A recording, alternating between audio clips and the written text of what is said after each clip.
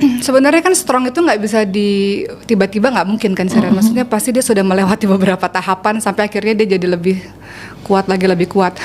Mungkin cerita flashback ke belakang, hidupku itu kayaknya banyak diuji sama sakit deh. Maksudnya sakit orang-orang yang aku cintai ya. Seperti misalnya ibu. Jadi dari usia 16 tahun ibu itu dirawat di satu rumah sakit di Jakarta pada saat itu, sementara seluruh keluarga, adik-adik, papa semuanya ada di kota Batam. Jadi aku yang ngerawat ibu di rumah sakit pada saat usiaku 16 tahun.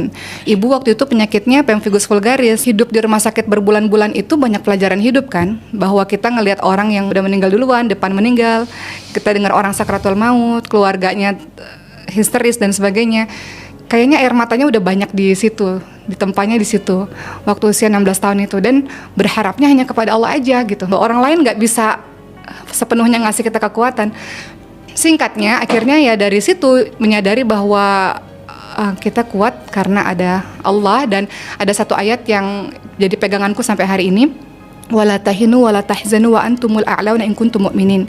Jangan engkau merasa lemah, jangan engkau merasa sedih, sesungguhnya engkau ditinggikan derajatnya kalau engkau orang-orang beriman.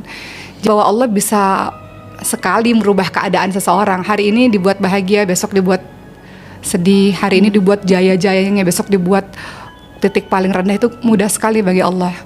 Kejadian itu berulang pada saat Sulaiman juga dinicu 2 minggu dan belajar kembali kuat lagi di situ.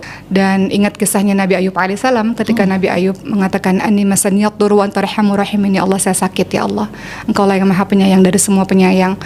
Nah akhirnya kejadian ibu lagi yang kemarin, yang ketiga kali, melihat di depan mata bagaimana orang yang matanya ke atas gitu ya, terus nafasnya akhirnya berhenti, kemudian bagaimana badan yang udah tidak bernafas, dingin dan kuning itu di CPR kan, dadanya ditekan-tekan, ngelihat bagaimana orang itu koma, maksudnya ibu ya, sampai akhirnya sadar ya, karena udah ngelewatin kesekian kalinya, jadi mungkin lebih kuat karena Allah kali.